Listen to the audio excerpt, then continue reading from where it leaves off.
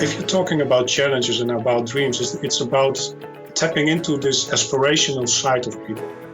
And if you don't, there will never be continuous improvement. Lean thinkers often use Peter Drucker's famous quote, "Culture eats strategy for breakfast," to reinforce why a company's culture is extremely important as it relates to continuous improvement success.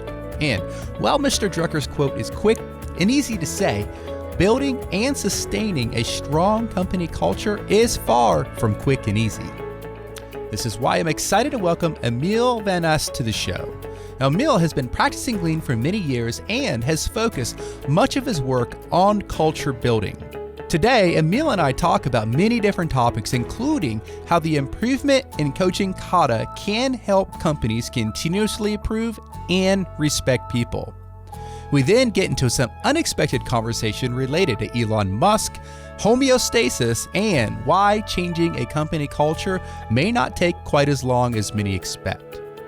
Show notes for this episode, which will include links to everything we discuss, can be found over at gembapodcast.com. Just look for episode 239. You can also check out Gemba Academy's Lean Learning System over at gembaacademy.com with a fully functional trial. Okay, enough from me. Let's get to the show. Welcome to the show, Emiel. How are you? I'm fine, thank you. How are you? Oh, doing great. Thank you. It's Friday here in Texas. And so where are you calling from? I'm calling from the Netherlands. Apeldoorn is the city I live in. Okay, very good. Very good. I know it's the evening time for you there, so thank you for being flexible. I appreciate that. So, well, Emiel, I know you listen to the show, and how we like to get started is with a quote. So, do you have one that you'd like to share? Yeah, I have one. I don't know exactly who's. It's regularly attributed to Peter Drucker, but that's not for sure. It's for him. But it's about culture eats strategy for breakfast. That's my quote for you today. Yeah. What does that mean to you? What it means is that if we don't address cultural changes needed in our continuous improvement efforts, that it's very likely that we will fail. Yeah, exactly. So, Emiel, tell us a little bit about your background, how you first got introduced to continuous improvement, and then tell us what you're up to these days. For me, it started about 20 years ago. We had a client that had an issue.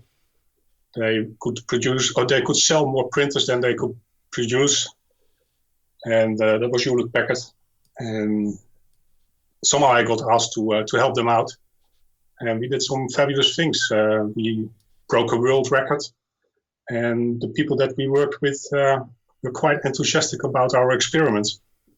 So I thought, I want more of those days in my life. Mm-hmm. So I started looking for more opportunities into that direction and stopped, over time I stopped my engineering work.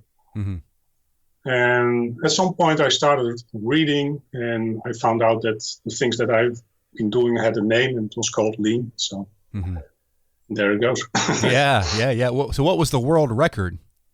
The world record was that we produced in one shift 812 printers, where it was thought to be impossible.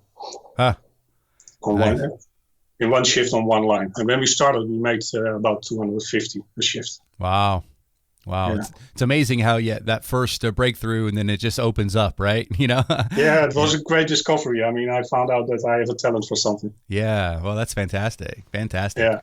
All right. Well, I'm really excited to talk about our topic today, and it's going to be kind of a mixture of culture, Toyota Kata, and everything else in between. So I guess what I want to start with, Emiel, is just at a high level, we hear the word culture a lot. Mm-hmm. But what is... I think one of my favorite definitions of, I think it's Herb Kelleher from Southwest Airlines says culture is what people do when no one's looking, something like that. But right. If someone asks you to kind of define culture to begin with, what would you say? What is a culture? Yeah, that's a tough question. I think culture can either be sensed from the outside or felt from the inside. It's about the way you do things and how you in return react to it. And so if you have an organization where people have a certain sense of what's going on there and interpret that and react to that, then you get the dynamics that gets the buzz in the organization, so to say. Yeah. And I think it's about that buzz. What does it feel like to work here? And how do others perceive it to, hey, what are you doing, guys?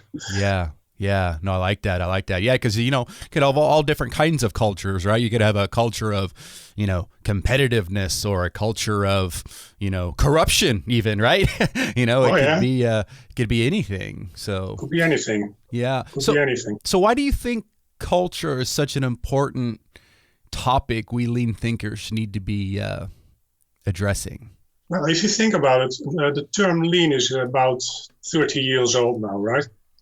It was first coined in 88, if I'm correct. Gosh, when you said that, I was like, no, not that long. And then I was, well, yeah, I guess it is. Yeah.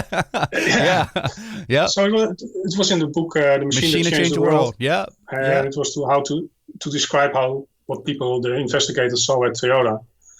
And I think till this day, we're still talking about Toyota. Mm-hmm. It's still our main example. Mm-hmm. And people that have been working in the field that I've been talking with, they say, there's something with the culture that we cannot get right. And I hear that over and over and over again. Mm-hmm. So that's why I think it's an important topic. Yeah. So what's been your involvement with the Toyota Kata movement? Quite a bit. I first read the book in 2010, mm-hmm. and it gave me so much insight and confirmation about my experiences so far that I thought, I don't know what I'm going to do with it, but this is my way forward. So I've devoted the past 8 years of my life promoting Toyota Kata here in the Netherlands and abroad. Mm-hmm. And in the meantime, I became a publisher of the Dutch translation. So I publish currently 2 Toyota Kata books in the Netherlands and distribute it. Mm-hmm. So that's... And I've been teaching people here in the Netherlands and abroad about Toyota Kata. Yeah, great. Yeah, actually, yesterday I did a Kata in a classroom workshop with some 7-year-olds. I saw something on LinkedIn. Yeah, it was so fun. Yes. Yeah, the kids had a great time. Yeah. So awesome. Where do you see culture and Toyota Kata interacting with one another? Well, I think if you look at how Toyota Kata is presented, it's presented as, so we have these 2 routines. We have the improvement kata and we have the coaching kata. And by practicing them, we change our mindset. And if enough people in the organization change their mindset, culture will change. Mm-hmm. That's the storyline, so to say, from mm-hmm. Toyota Kata. Mm-hmm. So there is this connection. We need to change the way we do things. We need to change the way we think. And if we do that collectively, we expect the result to be a cultural change. Yeah, no, totally agree. I mean, and I think it begins right with this so-called starter kata, where it's more reading from the card, if you will, in the beginning, and just follow the plan. But then eventually, new neural pathways are developed, right? And new ways of thinking, new habits, right, are created through this deliberate practice. And right. And then before too long, I guess, maybe I don't know how long, before some time, depending on the organization, everyone begins to think this way, right? And I really agree. So actually, I think that's the assumption. I have a different take on it now. What's your take? So my take is I've been thinking about culture quite a bit in the past years, and actually Mike Roter put me on this path because he has a SlideShare somewhere on SlideShare where he says there is something with challenge within the Toyota Way 2001. So I've been digging in there, and if you look at the Toyota Way 2001, there are those 2 pillars.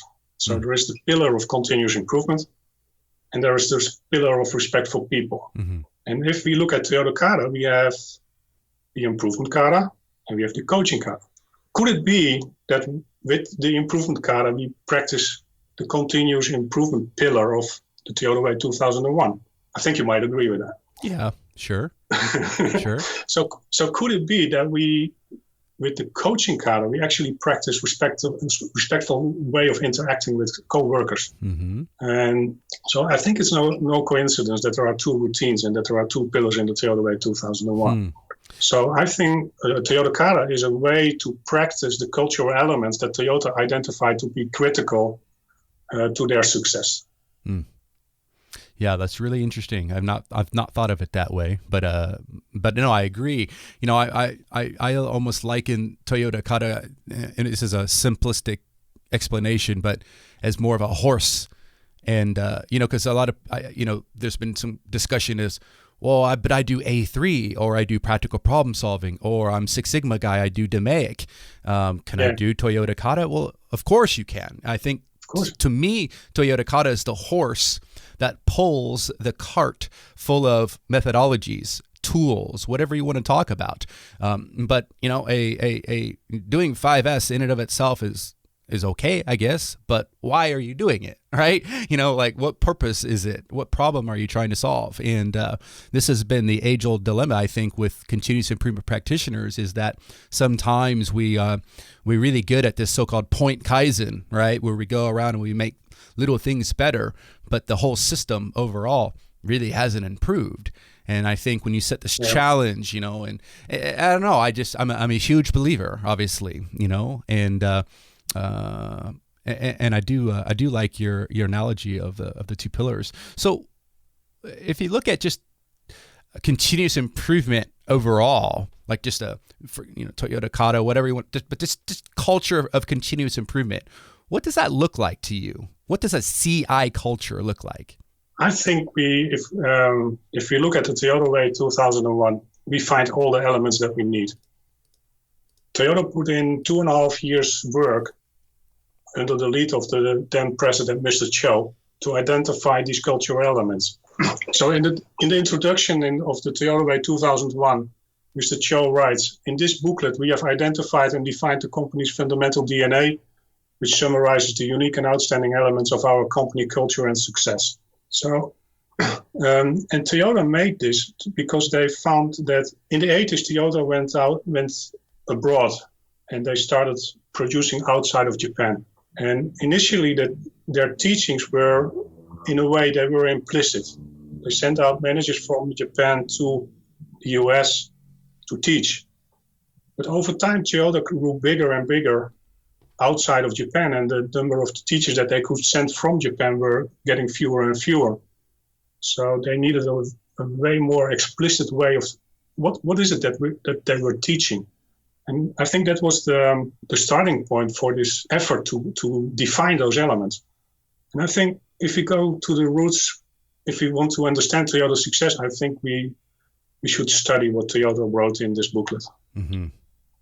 So give us one or two things that really stand out from that booklet to you that you haven't already mentioned. Yeah. These are the two pillars: continuous improvement and respect for people, and it is broken down in 5 keywords. And those 5 keywords are challenge, Kaizen, Genshi Kenbutsu, which comprise the first pillar, which is the foundation of the first pillar. Mm-hmm. And respect for people is broken down into respect and teamwork. And if you look at the one that stands out for me the most is their definition of challenge.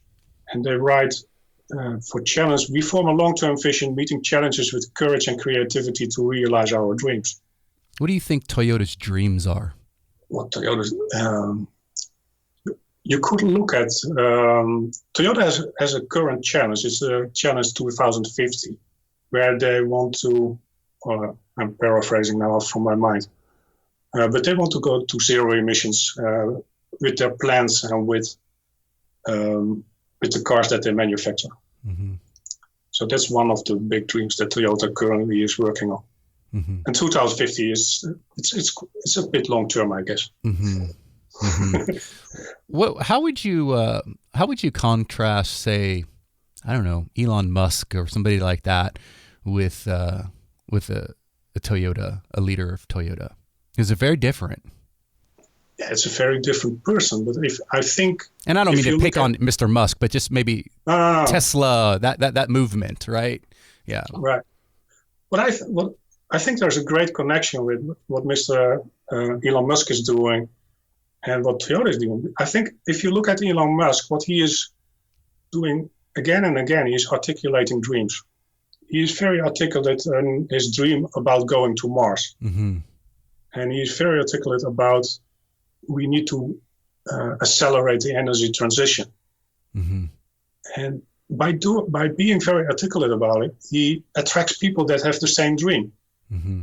And then amazing things happen. Now, what's interesting, though, is he obviously has a very different way of running a company than, say, Toyota, right? With the employees and, I don't know a lot about the company, but it seems quite different. I don't know. Did you happen to hear, there's a podcast with this crazy guy, Joe Rogan, and he had Elon Musk on, very controversial over here, at least in the States. He smoked marijuana at the end. I heard about it. But yeah, they were talking a lot about Mars and talking about building tunnels under California. And, so I'm wondering, like, what's the future of the way we move about? Are we going to be, with this Hyperloop and this really interesting. So I wonder, like, even with Toyota, it's like, is there going to be just some incredible innovation that even they miss? I don't know. I think it's not so much about missing an innovation. I think it's way more about thinking about the change you want to see in the world and then find a path to that. Yeah, I guess what I mean by missing innovation is you can look at the cellular phone industry, and one day used to be Motorola, right? And then next thing you know, this Finnish company comes out of nowhere and takes over and Motorola's gone. And now the Finnish company, nobody even knows the name Nokia, at least in the States, and now it's Apple, right? And so I don't know, there's certain key, I worked at Motorola, and I remember standing there and all these people stood up and asked the big executives, what happened? And the guy said, we made a major mistake, with this digital versus analog and this and that. So I guess that's what I mean is, will we even drive in cars in 2050, right? Or are we just going to transport ourselves around some other way? Right. And that's a way that Toyota describes also they're not talking so much about cars, I think. It's more about transport or connecting people or moving people. Those are the terms that they are using. Yeah. And just this week I saw they launched a concept to bring the hospital to people. Yeah. Yeah, it's going to be interesting to follow. That's for sure. Absolutely. Sure. So let's get back to the whole CI culture. What can we do, as there's a bunch of lean thinkers listening to this right now, what can we do to practice to become better, practitioners of continuous improvement to help foster that culture? I think if you look at, I paraphrase this definition of challenge, for example. And you could question yourself: do we have a challenge, or are we defending status quo? That's a question that you can ask yourself in every meeting. Yeah. What are we doing? Are we meeting this challenge with courage, or are we showing some different kind of behavior? Mm-hmm. So I think if you look at the keywords in the definitions that Toyota presents there are multiple entry points to start thinking, hey, if this is critical, what are we doing? And what could we do to make a change there if necessary? No, that's a really profound statement. Do we even have a challenge, right? Have we even identified a challenge? Or you just want to keep going sideways, and not down. Yeah. It happened a few years ago. I started wondering, this is the big question for me for a long time already. Why is it so difficult to make continuous improvement continuous? And a few years ago, I started sensing some stuff there because I started asking about, where do you want to go? And my question came like something like, okay, you want continuous improvement, you have all this stuff, and you say we want to continuously improve. And I ask, okay, give me your definition of an improvement. What does good look like? When is it better? And to my astonishment, I met silence. Many times people don't have a clear shared understanding of what good looks like or what better looks like. And understanding the direction is the first step of the Kata, of the improvement Kata. So if there is no clear understanding and a clear shared understanding of what the changes that you want to create together, then many of the efforts with continuous improvement is like going through the motions. Yeah, I've often wonder also, when you think about like science, like our bodies, there's this thing is homeostasis, right? It's just a tendency towards this stable equilibrium, right? And so our bodies, and at least in speaking in Fahrenheit, here is 98.6 degrees Fahrenheit, right? This is where our bodies want to stabilize. I sometimes wonder if just a human person, we want just stability, we want stability. We're not so if we need to improve, we will. If we need to lose a little weight, let's lose a little weight. But maybe we're okay, so let's just keep it stable. It's almost like it's in our DNA, right? To have this equilibrium. And sometimes I wonder if that also is what makes it hard for us to continuously press for improvement, right? And to never be satisfied. I don't know. Yeah, that's interesting. I think there are two sides there. I think our brain is designed to keep us safe. Mm-hmm. So if you're safe, why move? Mm-hmm. On the other hand, people ventured out. There was a guy called Columbus. He went out with his boat and went west. I think there is also an adventurous side in people that. And why are we looking for life beyond Earth? I mean, there is this quest of exploration that's also part of human nature. Mm-hmm. And I think if you're talking about challenges and about dreams, it's about tapping into this aspirational side of people. Mm-hmm. And if you don't, there will never be continuous improvement. Yeah, back to Simon Sinek and your why, right? What's your why? What's your purpose? Right. Yeah, and without that purpose, without that why, just living life in general can be challenging, right? Yeah, you can be okay. Yeah. But is it fun? Yeah. Yeah. Will it satisfy your life? How will you look back at your life? Yeah. I was okay, or I don't know. Yeah, no, exactly. Yeah, we really interesting conversation here. It's kind of going all over the place, but I'm having fun. All right. What do you think, back to culture? How long does it take, you think, to change a culture? Maybe we have a culture of mediocrity, and we want to achieve, a good culture. Not great, just good. From mediocre to good. How long will that take? Well, that's the $1 million question, isn't it?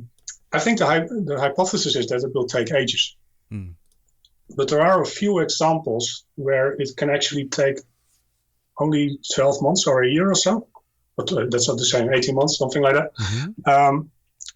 For example, if you look at the Numi plant, what happened there? Mm-hmm. It was a General Motors plant. It wasn't a very great one at the time. Toyota took over the management, but it was the same plant. It were the same people. Yeah. And if I'm correctly informed, it's within a year, it was the best plant of General Motors. Yeah. So it can be pretty quick. I think I guess maybe the key there for Numi was leadership, right? and coaching and direction. Yeah. So maybe if we want to go from mediocre to good or to great, we need to not necessarily change the leadership, but change the way our leadership is leading, right? And exactly. Maybe this little thing called Toyota Kata could help, right? maybe. Yeah. And at the Numi plant, it was actually a change of leadership because Toyota took over the leadership of the plant, right? Mm-hmm. So if you can create that kind of leadership within the leaders of the organization, well, I don't know how to do that yet, but I'm still working on that. Well, when you figure it out, we'll have you back on the podcast and you tell everybody, all right, okay? Awesome. Might take some time. Yeah. Really good. Hey, so, Emiel, kind of the last question to wrap things up. Maybe I'll ask you to share some final words of wisdom. But before then, say there's someone listening to this right now that's just beginning their lean journey and they're trying to maybe just trying to get some traction within their organization. Are there a few practical tips you can give them? If I could start right now, I would start with culture. Mm-hmm. So culture, or maybe just with tapping into the aspiration. Mm. What do you want to achieve? Mm-hmm. And then ask something like, and what do you need for that? If it's a small one, you don't need a team. But if your aspirations are big, it's obvious that you need to work with a bigger team. Yeah. All right. So if you need a bigger team, how do you want to interact with them? And build it from there. Yeah, I like it. Do you have any final words of wisdom that you'd like to share with folks, Emiel? Maybe the famous Toyota quote. Before we build cars, we build people. What's that mean to you?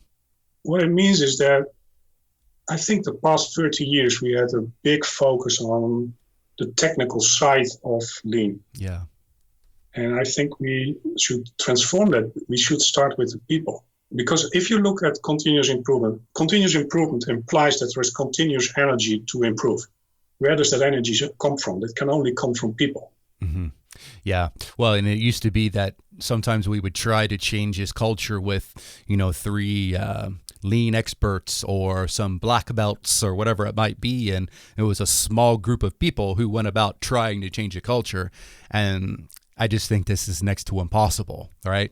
You can have pockets of excellence, perhaps, and you can make some improvements along the way.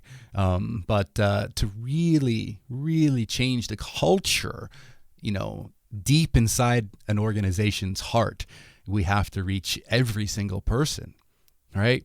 From the CEO down to the frontline operator, right? Absolutely. Yeah. And it starts somewhere with leadership. Yeah, for sure.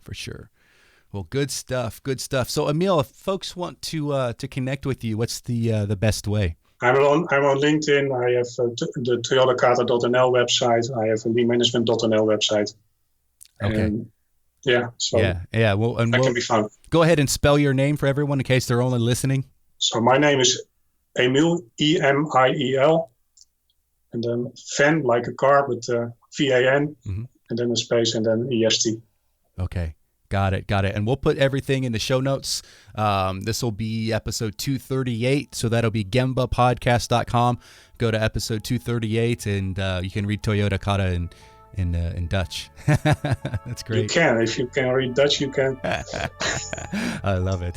That's so cool. All right. Hey, do you ever get over to any of the conferences here in the States or anything like that? No, I tend to stay on this side of the ocean. Yeah. Okay. All right. Yeah.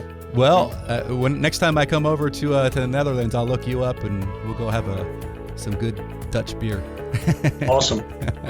All right. Well, Looking forward to that. All right. Well, thank you again for coming on After Hours. I really appreciate it, Emiel. Keep up the great work, and hopefully we can connect again someday soon. Looking forward. All right. Bye-bye. Bye-bye. Thanks for listening to the Gemba Academy podcast. Now, we invite you to take a no-strings-attached, fully functional test drive of GembaAcademy.com. Gain immediate access to more than 1,000 Lean and Six Sigma learning resources, all free of charge, at GembaAcademy.com.